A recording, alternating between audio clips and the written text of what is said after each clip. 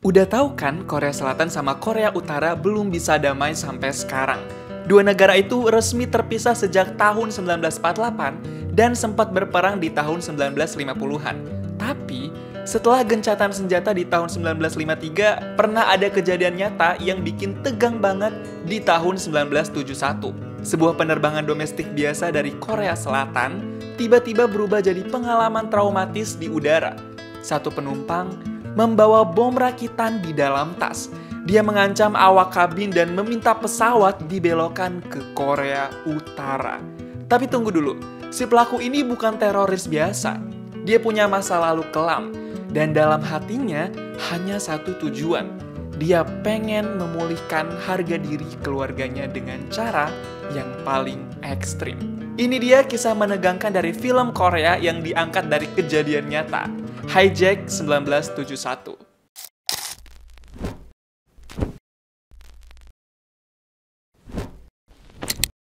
Sebelum ke tahun 1971, kita buka dulu cerita ini di tahun 1969 sesuai dengan alur film dan peristiwa sebenarnya.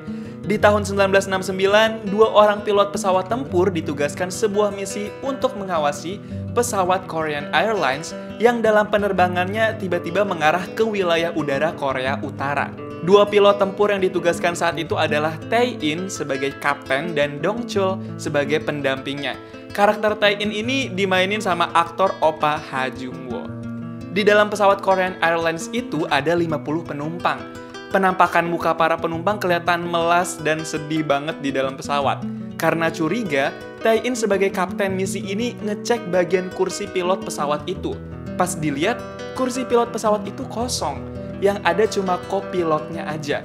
Kopilot itu namanya Min-soo. Tae-in memerintah Min-soo untuk membelokkan pesawatnya karena di depan mata udah ada perbatasan wilayah udara Korea Utara.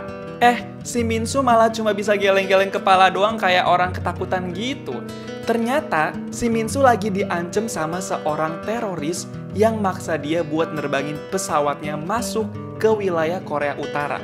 Tapi, si kapten tempur Tae-in gak bisa lihat nih kalau ada teroris di dalam pesawat itu. Jadi dia cuma bisa nerka-nerka dari ekspresi melas penumpang doang.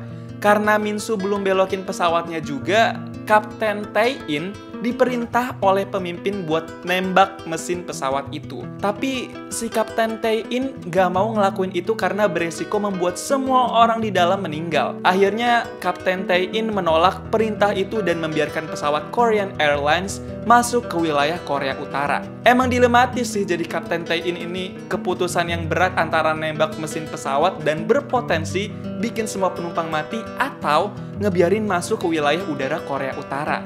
Gara-gara keputusannya itu, Kapten Tae-in dibebaskan tugas sama pemimpinnya, sedangkan pendampingnya cuma diskors doang. Semua penumpang di pesawat Korean Airlines masih selamat dan hidup di Korea Utara. Sebanyak 39 orang di antara mereka berhasil dipulangkan kembali ke Korea Selatan setelah penyelidikan dan pemeriksaan. Tapi, 11 lainnya diisolasi di Korea Utara karena punya kemampuan khusus. Jadi kayak mau diandelin gitu deh, dibikin bermanfaat di Korea Utara. Aduh, gimana ini nasib 11 orang itu? Sekarang kita masuk ke tahun 1971. 2 tahun kemudian setelah insiden pesawat Korean Airlines itu. Karena dibebas tugaskan alias dipecat, sekarang menjadi kopilot di pesawat komersial. Di awal tahun 1971 ini, dia menjadi kopilot dalam penerbangan pesawat Korean Airlines yang berangkat dari Bandara Sokcho ke Seoul. Tae-in terbang bersama seorang kapten pilot yang udah cukup senior gitu. Di situ juga ada satu pramugari dan satu pramugara. Pesawat berangkat di siang hari dan membawa puluhan penumpang. Oke, sekarang saatnya terbang. Pesawat Korean Airlines lepas landas dengan aman. Awalnya semua baik-baik aja dan merasa nyaman. Semua penumpang kagum dengan transportasi pesawat saat itu karena masih baru-barunya ada transportasi udara. Jadi kayak masih pada norak gitu. Sekitar 10 menit penerbangan semua masih aman-aman aja. Tapi tiba-tiba ada seorang pemuda laki-laki yang gerak-gerik serta tatapannya itu mencurigakan. Saat pramugara lagi fokus melihat ke penumpang baris belakang, si pemuda mencurigakan yang duduk di baris depan itu tiba-tiba sibuk menyiapkan sesuatu. Wah, gila, Ternyata dia lagi siapin bom ledakan dong. Dengan santai, dia menyalakan 2 bom sekaligus. Bom pertama di gagang pintu tempat pilot, sedangkan bom kedua dia lempar ke tengah-tengah barisan kursi penumpang. Sebagian penumpang yang melihat aksi pemuda itu cuma bisa shock dan diem aja karena masih kebingungan apa nih yang mau dilakuin si pemuda itu. Karena udah keburu nyala, 2 bom itu pun berhasil meledak di dalam pesawat. Bom yang di tengah barisan kursi penumpang meledak dan membuat bodi pesawat bolong di tengah bawah. Sedangkan bom yang di gagang pintu tempat pilot meledak dan membuat pintunya hancur. Bahkan, ledakannya itu juga mengenai mata kiri kapten pilot. Langsung berdarah-darah dong itu di bagian matanya. Karena bodi bagian pesawat ada yang bolong, jadinya otomatis pesawat kehilangan keseimbangan dan hampir terjun bebas. Tapi dengan sekuat tenaga, Tae-in sebagai kopilot bekerja sama dengan kapten buat menaikkan pesawat ini sebisa mungkin. Sumpah di sini tegang banget karena pesawatnya beneran kayak udah mau terjun bebas gitu. Beruntungnya pesawat sekarang udah bisa stabil lagi di ketinggian yang aman. Gara-gara insiden ini, semua penumpang sampai pada pingsan di kursi masing-masing. Ya, gimana nggak pingsan coba? Tapi yang nggak pingsan cuma 1 orang nih. Si teroris jamet itu. Masih muda, baru gede, udah jadi teroris aja dia. Apa sih maunya? Si teroris jamet itu bangun, terus langsung nyamperin kapten dan kopilot di depan.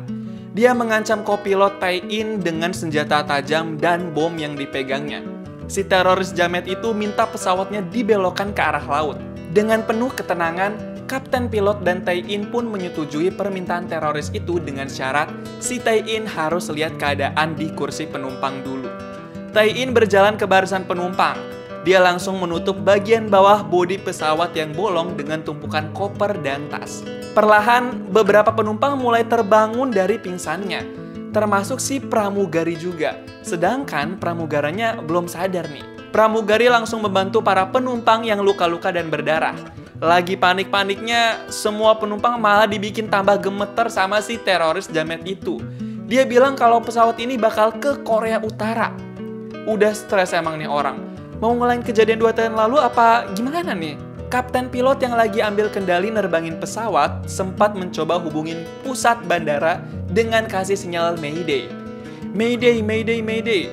Tapi keburu ketahuan sama si teroris jamet itu dan dihancurin alat komunikasinya. Dia ngancem kalau berkomunikasi sama orang pusat lagi bakal ada ledakan bom berikutnya. Kapten dan kopilot pun mau nggak mau menyetujui permintaan teroris jamet itu. Di situasi yang udah agak tenang, kapten pilot mencoba bertanya ke si teroris jamet buat tahu kenapa dia ngebet banget pengen ke Korea Utara. Ternyata si teroris jamet terinspirasi dari abangnya yang pernah membajak pesawat Korsel dan membawanya ke Korea Utara. Karena setelah itu, abangnya dapat imbalan $2 juta dan bisa jadi orang berguna atau berjasa di Korea Utara. Jadi si teroris jamet ini mau ngikutin jejak abangnya yang ngebajak pesawat di tahun 1969 waktu itu. Aduh, masih sedarah ternyata nih pelakunya. Si teroris jamet ngeliat-liat keadaan di barisan penumpang. Dia ngeliat pramugara yang udah mulai agak gerak dan hampir sadar. Jadi dia nyuruh penumpang lain buat ngiket pramugara itu pakai tali tambang biar si pramugara nggak bisa berkutik. Sempat ada penumpang yang berusaha untuk membunuh si teroris jamet itu tapi gagal. Dan malah si penumpang itu yang ditikam pisau berkali-kali sama si teroris jamet. Tae-in sebagai kopilot yang ngelihat suasana ribut itu langsung memohon ke si teroris jamet buat menghentikan perbuatannya. Sampai-sampai si Tae-in rela berlutut dong. Tae-in bilang kalau pesawatnya udah deket ke perbatasan Korea Utara. Tae-in pun sekarang kembali ke tempat kopilot untuk menerbangkan pesawat bareng kapten. Beberapa menit kemudian, kapten bilang ke seluruh penumpang kalau pesawatnya sebentar lagi akan masuk ke wilayah Korea Utara. Kapten meminta semua penumpang menghapuskan kartu identitasnya masing-masing. Sementara, si teroris jamet malah flashback nih. Dia teringat kejadian saat pihak polisi ngegerebek rumah dia dan menuduh kalau dia menghubungi abangnya di Korea Utara. Padahal dia nggak melakukan apa-apa saat itu. Dia dituduh dan difitnah habis-habisan sama polisi sampai dimasukin ke penjara. Teroris jamet ini merasa keluarganya dinodai sama polisi Korea Selatan gara-gara abangnya tinggal di Korea Utara. Bukan cuma itu, setelah selesai di penjara, ibu si teroris Jamet yang sendirian di rumah ternyata udah mati dalam keadaan membusuk karena nggak ada yang mengurus. Wah, parah sih. Kasian banget ya masa lalu teroris Jamet ini. Ternyata teroris Jamet ini orang biasa yang tersakiti. Bisa sampai jadi teroris kayak gini ya akibatnya. Lanjut lagi ke dalam pesawat Korean Airlines. Kapten dan kopilot berusaha untuk mengelabui si teroris Jamet. Mereka nyalain tombol gawat darurat dengan beralasan kalau itu adalah tanda bahan bakarnya habis. Jadi harus segera mendarat. Si teroris Jamet gak percaya sampai mukul mata kapten pilot dengan keras. Tapi kopilot Tae-in meyakinkan dia kalau sekarang pesawatnya itu udah masuk di wilayah Korea Utara sesuai yang teroris Jamet minta. Si teroris nggak langsung percaya gitu aja. Dia mencoba melihat permukaan di bawah lewat jendela. Sementara itu, kapten pilot mengalami kebutaan karena pukulan keras dari si teroris itu. Aduh, makin gawat nih. Sekarang jadi cuma kopilot Tae-in yang bisa ngendaliin pesawat ini. Yang makin gawat lagi, si teroris Jamet udah sadar kalau wilayah di dekat pesawat itu masih terletak di Korea Selatan. Belum sampai di Korea Utara. Marah dong dia, ngamuk karena merasa ditipu. Padahal, pesawat udah siap mendarat nih. Roda pesawat juga udah nyentuh permukaan tanah yang bersalju. Si teroris minta kopilot Tae-in buat naikin pesawatnya lagi.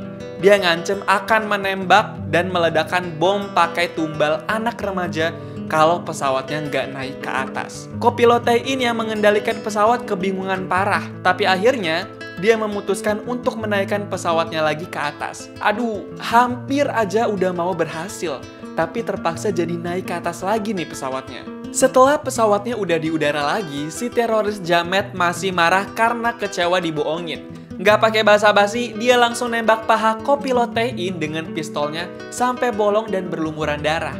Selang beberapa menit kemudian, tiba-tiba datang nih dua pesawat tempur yang terbang di dekat pesawat Korean Airlines itu. Berasa nostalgia kejadian 1969 ya jadinya. Para penumpang langsung berasa ada harapan karena dua pesawat tempur angkatan udara datang. Pilot pesawat tempur memperingati kopilot Tae-in buat memutar arah karena di depan mata udah ada perbatasan Korea Utara. Waktu itu si Tae-in jadi pilot pesawat tempurnya. Sekarang dia jadi kopilot pesawat komersialnya. Gila banget gak sih? Dia merasakan POV masing-masing dalam kejadian yang serupa. Pesawat Korean Airlines mendapat tembakan peringatan dari pesawat tempur. Melalui alat komunikasi darurat, Tae-in bilang ke pilot pesawat tempur untuk gak menembak pesawat dia biar semua orang selamat. Tapi si pilot pesawat tempur bilang kalau keadaannya sekarang itu berbeda. Tahun 1969, pesawat Korsel bisa masuk wilayah Korea Utara karena lagi gak ada pesawat tempur Korea Utara yang berjaga atau mengawasi dan melacak. Nah, sekarang pesawat tempur Korea Utara udah bisa melacak. Jadi, pesawat tempur Korea Utara juga udah ada di udara untuk menembak pesawat tempur serta pesawat komersial milik Korea Selatan. Keadaan ini bisa memicu perang besar sih. Pesawat tempur Korea Selatan pun akhirnya mencoba menembak berkali-kali pesawat komersial Korean Airlines itu. Tapi kopilot Tae-in selalu berusaha untuk menghindar. Kopilot Tae-in udah pengen menyerah dan mendarat di laut, tapi si teroris Jamet kekeh tetep pengen ke Korea Utara. Ngancam-ngancam lagi lah si teroris Jamet ini. Sementara, pesawat tempur Korea Utara udah makin deket nih. Pilot pesawat tempur Korsel pun udah berkali-kali memerintah pendaratan di laut. Gimana ini? Situasinya dilematis banget emang. Pesawat tempur menghitung 10 detik mundur bahwa pesawat Korean Airlines akan mencapai perbatasan wilayah udara Korea Utara. Kopilot Tae-in langsung memutar balikan pesawatnya dengan tajam. Pesawat berputar balik dengan posisi 180 derajat ke atas. Si teroris Jamet yang pengen nembak Tae-in pun sampai jatuh ke guling-guling ke bawah karena posisi pesawatnya tuh sekarang dalam bentuk vertikal. Rasain deh tuh. Dari posisi 180 derajat, pesawat Korean Airlines langsung berputar 90 derajat lagi. Karena putaran terakhir ini, pesawat sekarang dalam posisi terbalik. Kaki di atas dan kepalanya di bawah. Kurang gila apa coba ini? Si teroris Jamet yang udah hampir mendekati tempat kopilot di depan, akhirnya terjungkal-jungkal lagi dan kepetok pintu pesawat karena kopilot Tae-in memutar badan pesawat biar posisinya kembali lurus. Walaupun udah kepentok dan terjungkal, si teroris Jamet belum pingsan juga nih. Dia masih bisa bangun dong. kopilot Tae-in akhirnya bangun dari kursi pilot dan langsung menghajar si teroris Jamet. Mereka berdua baku hantam. Si kopilot Tae-in tangan kosong, sedangkan si teroris Jamet pegang pisau tajam. Takut banget kan? Karena nggak bisa nahan teroris Jamet, si kopilot Tae-in malah kena tikaman pisau si teroris di pahanya dong. Sakit banget itu. Pramugara yang tadinya keiket tali dan gak sadar pun akhirnya sekarang udah bangun. Dia langsung menembak si teroris Jamet itu pakai pistolnya tepat terkena perut. Tapi si teroris Jamet malah ngancem mau ledakin bom yang dipegangnya. Si teroris Jamet sekarang dia membeku. Pramugara yang masih pegang pistol memperingati dia buat nggak bergerak. Tapi karena teroris Jamet bergerak, si pramugara menembakkan pistol lagi ke kaki teroris Jamet itu. Sekarang si teroris Jamet penuh dengan darah dan melemas. Dia berlutut karena udah nggak bisa gerakin kakinya. Tapi jangan seneng dulu. Si teroris Jamet ternyata udah nyalain bom yang dipegangnya. Bom itu udah berasap dan mau meledak. Semua penumpang disuruh merunduk. Dengan jiwa kepahlawanan, kopilot Tae-in menahan bom itu dengan badannya yang cuma berlapiskan besi. Aduh, gimana nih nasib kopilot Tae-in? Beberapa detik kemudian, bom pun meledak. Kopilot Tae-in masih sadarkan diri, tapi badannya penuh dengan darah. Pendengarannya berkurang. Dia kebingungan. Tapi bukan cuma itu, tangan kiri kopilot Tae-in buntung karena ledakan bom yang ditahannya. Kopilot Tae-in langsung dibantu sama para penumpang agar bisa terselamatkan. Tapi semuanya belum selesai. Masih ada satu masalah lagi. Pendaratan darurat pesawat ini di pantai. Dengan kondisi tangan kirinya yang udah buntung, kopilot Tae-in masih bisa bangkit untuk mendaratkan pesawat. Mereka semua merunduk untuk bersiap mendarat. Dan akhirnya, jatuhlah pesawat Korean Airlines itu di pesisir pantai. Saat jatuh, semua orang pingsan. Perlahan, satu persatu mulai bangun dan langsung keluar pesawat. Mereka bergiliran untuk keluar pesawat. Beruntung banget, mereka semua bisa selamat hidup-hidup walaupun banyak yang terluka. Tapi ada satu orang yang gak bangun-bangun, kopilot Tae-in. Dengan penuh darah dan udah babak belur, kopilot Tae-in gak kunjung bangun juga. Saat dilihat, kopilot Tae-in udah gak bisa tertolong.